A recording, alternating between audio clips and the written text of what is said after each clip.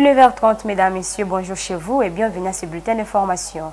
L'annonce par le coordonnateur du CPVS, François Mouaba, de la composition de l'équipe qui se chargera d'organiser la campagne électorale de Félix Tshisekedi continue de susciter des réactions adverses. Pour le secrétaire national en charge de la propagande de l'AFDC, Alliance des forces démocratiques du Congo, de l'honorable Batilou Kwembo, Monsieur Chris Mukendi, cette sortie médiatique a été une grosse erreur de communication. Suivez ses propos autour de cette actualité politique.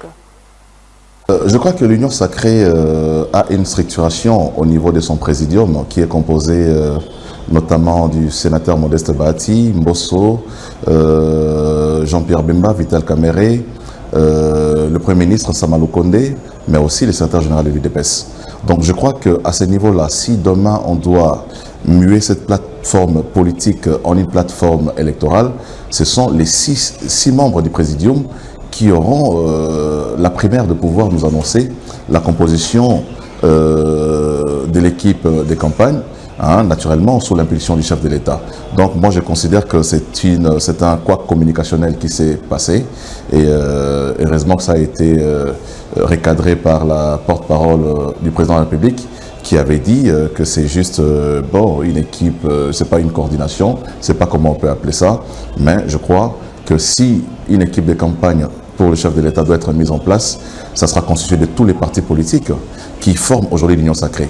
Le chef de l'État ne s'appartient plus. Le chef de l'État n'appartient plus à un seul parti politique, puisque vous voyez à travers la ville de partis et regroupements politiques qui organisent des congrès pour plébisciter Tshisekedi comme leur candidat aux prochaines élections, il est tout à fait normal que tout ce monde-là puisse être intégré dans cette équipe de campagne qui sera constituée demain. Donc moi je considère que cette annonce-là comme un couac communicationnel qui sera très vite corrigé. D'opérer de bons choix, un bon parlement, on aura un bon pays.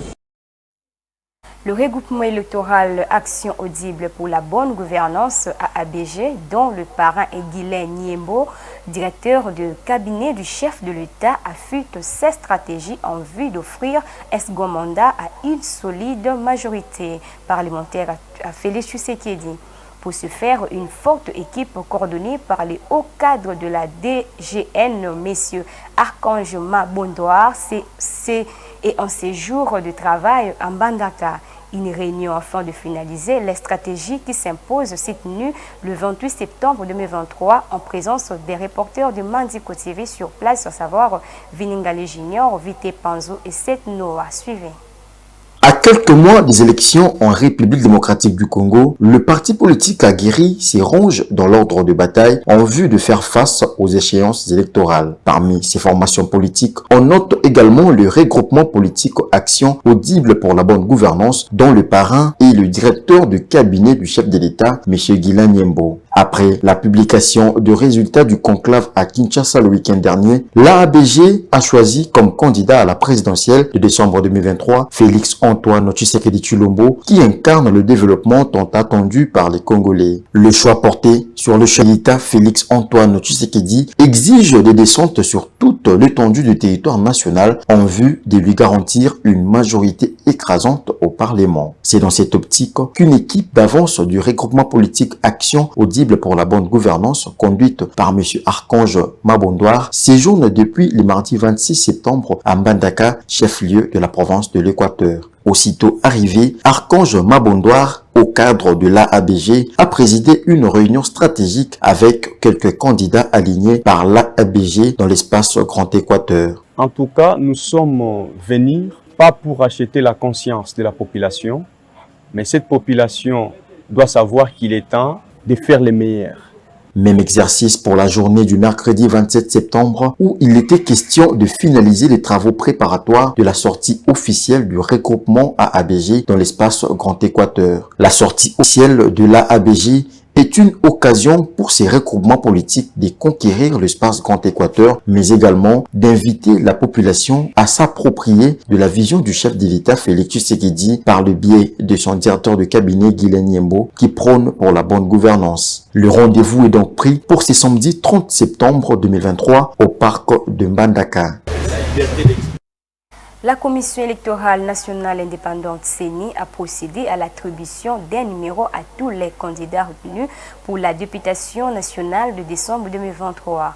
Le directeur de la cellule de communication de la centrale électorale, M. Jean-Baptiste Itipo, a adressé plusieurs recommandations à la population et aux candidats afin de s'engager correctement dans le processus électoral. Suivez ses propos. La liste assortie des numéros au regard du nom de chaque candidat titulaire.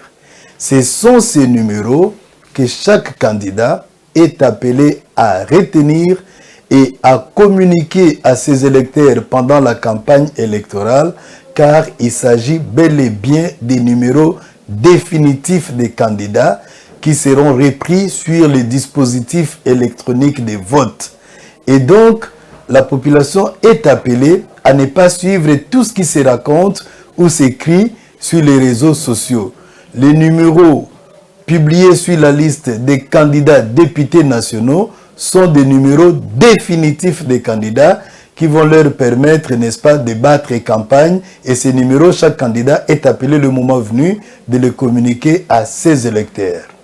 La campagne électorale pour l'élection des députés nationaux est prévue du 19 novembre 2023 au 18 décembre 2023 et cela conformément au calendrier électoral rendu public par la Commission électorale nationale indépendante depuis le 26 novembre 2022.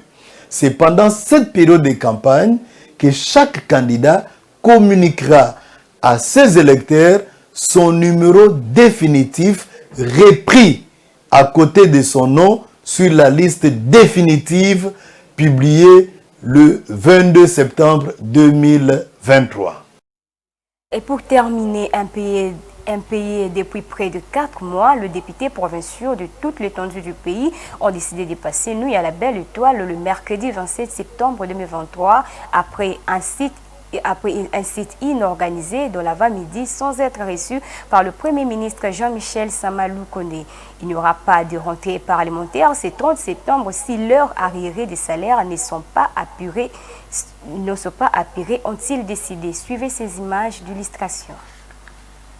Les députés provinciaux de la RDC ont sit-in devant la primature depuis l'avant-midi du jeudi 27 septembre 2023, non reçus par le chef du gouvernement. Ils ont décidé du passer nuit jusqu'à faire entendre leur voix au sujet du non-paiement de leurs arriérés de monument de bientôt 4 mois. Les rapporteurs du collectif Socrate Kangulumba parlent d'une délégation de 70 députés qui n'a pas eu accès au bureau du Premier ministre. Ces élus décident de boycotter la rentrée parlementaire prévue ce 30 septembre si leurs émoluments ne sont pas apurés. Ils sont allés rencontrer le Premier ministre, c'est lui qui est le numéro 1 du gouvernement, afin de fustiger la mauvaise volonté du ministre de Finances Nicolas Kazadi. Le chef de l'État, lors de la 72e réunion du Conseil de ministres, l'avait instruit d'apurer d'abord les arriérés et d'assurer la régularité de la paye. Au jour d'aujourd'hui, les députés provinciaux accumulent 4 mois de retard. Arrivés à la primature pour voir le Premier ministre, mais malheureusement, en arrivant sur place, les protocoles leur a refusé l'accès. C'est la raison pour laquelle ces parlementaires ont décidé que si les 4 mois ne sont pas payés, il n'y aura pas rentrée parlementaire. Ils ont donc passé la nuit à la Belle Étoile devant la primature. Pour rappel, le 5 février de l'année en cours, une bagarre avait éclaté entre une délégation de députés provinciaux de la RDC et un agent de sécurité de la primature. Dans les vidéos qui avaient circulé à cet effet, on pouvait voir un agent de sécurité de la primature donner un coup de tête à un député provincial et ce dernier avait répliqué par un autre coup. Les députés provinciaux s'y étaient rendus pour fustiger l'impayement de 5 mois de salaire à cette époque. C'est ici qui prend fin ces bulletins d'information, le 9h30, mesdames, messieurs. Merci de nous avoir suivis et bonne continuité des programmes sur votre chaîne Mandiko TV.